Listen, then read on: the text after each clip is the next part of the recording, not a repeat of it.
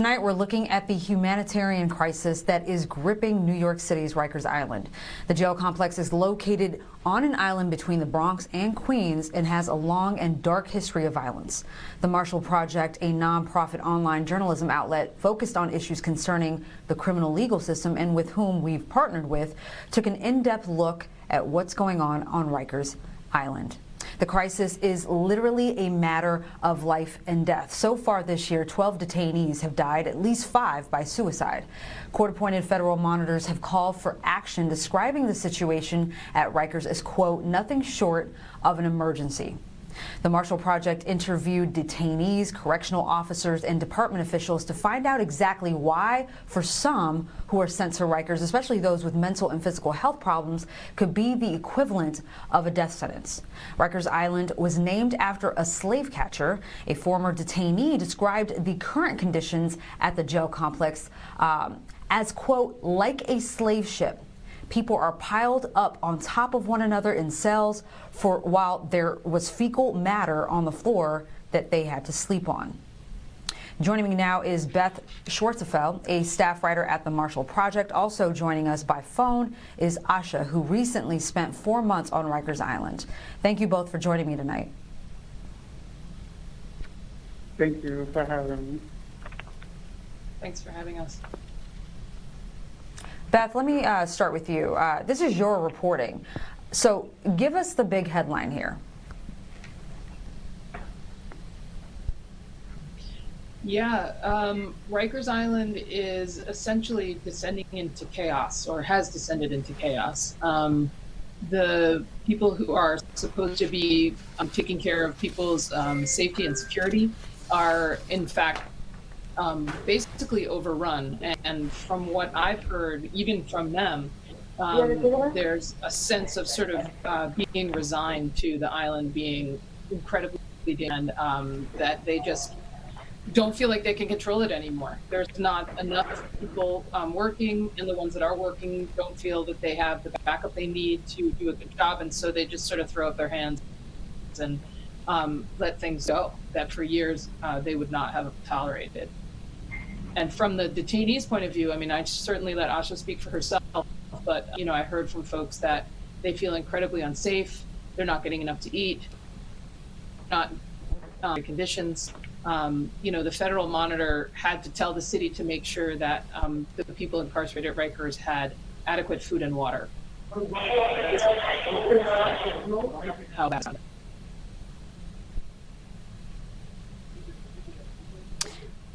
Osha, to you, you spent several months at Rikers. What sent you there? You asked what sent me there? Yes. What sent me there? What sent me to Rikers Island was me not showing up to my parole officer. I had stopped showing up to parole. I see. Now, you're a transgender woman, but you were held in a men's facility, even though New York City has a policy of housing people according to their gender identity. What was your experience as a trans woman in a men's facility like? It was hard. It was difficult. I couldn't really get the things that I needed to have. And it was difficult just talking to the male staff, the male officers and things like that. It was really difficult, hard, and nerve-wracking. Beth, in your article, you describe Rikers as a place of violence and neglect, a place that you say, quote, plunged into a new state of emergency. Explain what Rikers is, who normally gets detained there, and what makes it different now than in the past. So as with any jail, just in everyday speech, people use jail and prison interchangeably, but they're actually different. So a jail is usually someplace where people are held while they're awaiting trial. So there are people accused of crimes but have not been convicted yet, for the most part. New York, uniquely, more so than many other cities, the jail has a lot of people like Osha who are there for what are known as technical violations.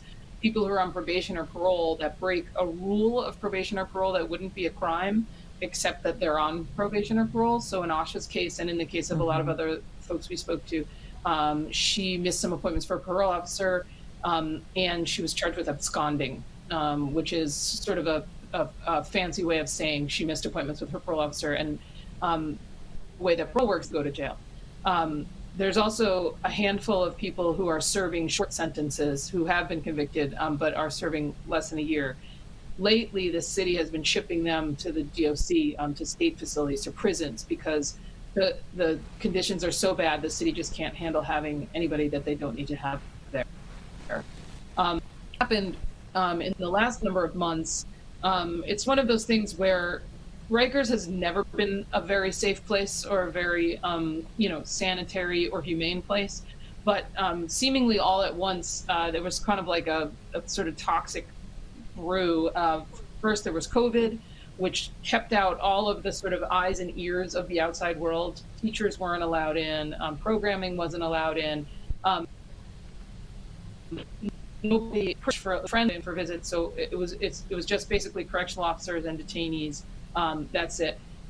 A lot of correctional officers, at first because of COVID, and then it seems to have become, nobody can quite explain why, but some kind of snowball effect, where the more officers that called out, the more would call out. Correctional officers in New York City have unlimited sick leave, and so what happened was, it was almost like contagious, if you know it, where when officers wouldn't call in, when officers would call in and not show up for work, the officers who were left behind were then forced to work double shifts and even triple shifts. And so those officers would get, and they would stop showing up. They would call in sick. And it became this snowball effect until at a certain point this spring, up to a quarter of the workforce on Rikers Island was calling out sick on any given day, or not showing up for various medical reasons on any given day. And the city's tried to crack down on it some. They've started to fire a small handful of people that are, they call it AWOL, basically, who just don't show up for work.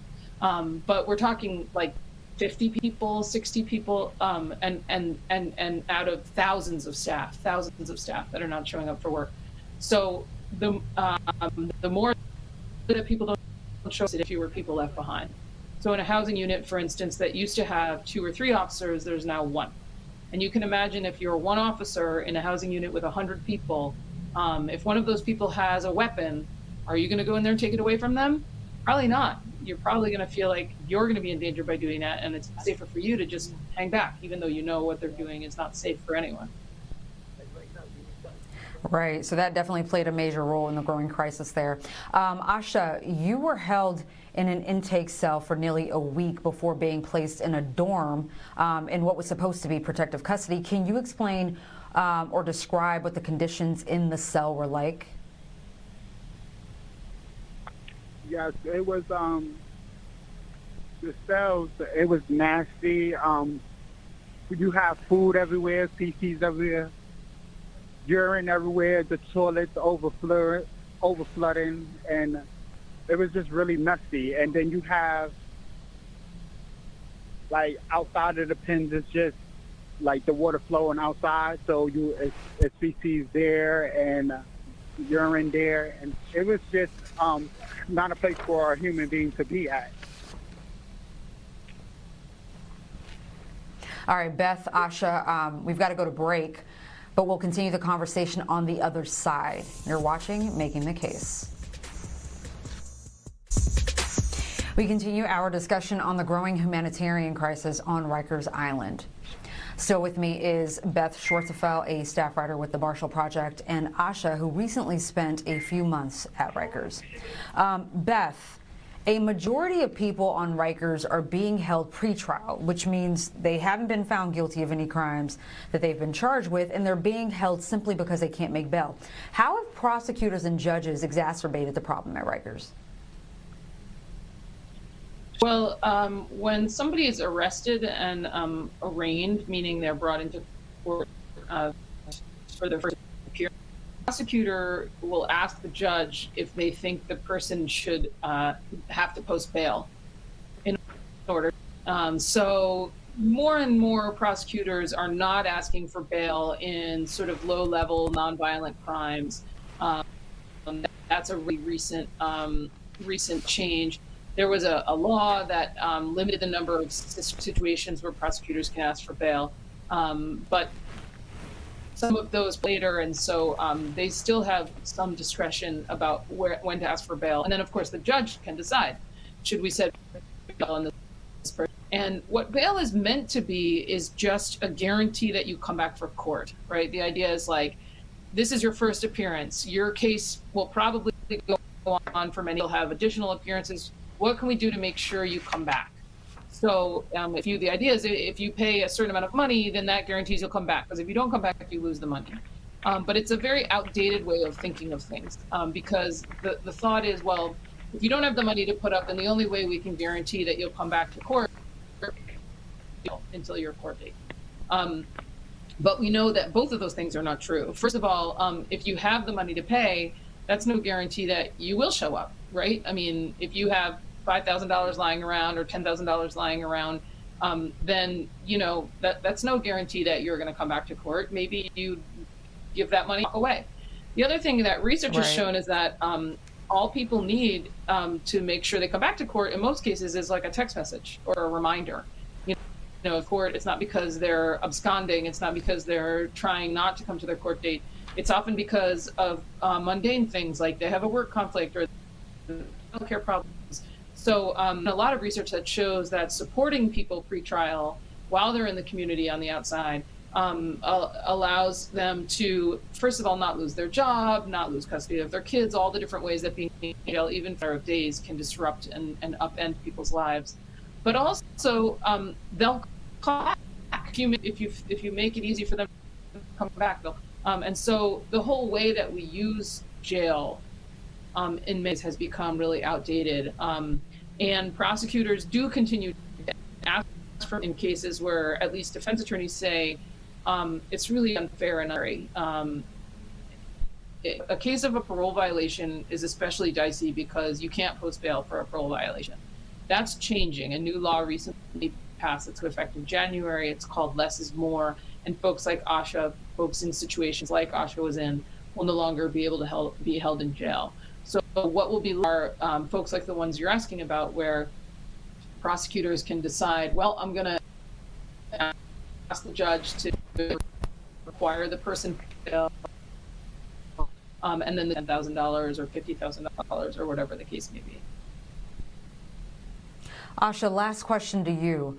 Do you feel like the criminal legal system failed you by failing to take your identity seriously? I think they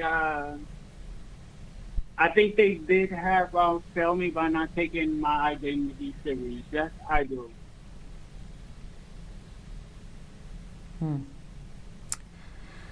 Well, Beth, Osha, thank you so very much for your time tonight. I really appreciate it.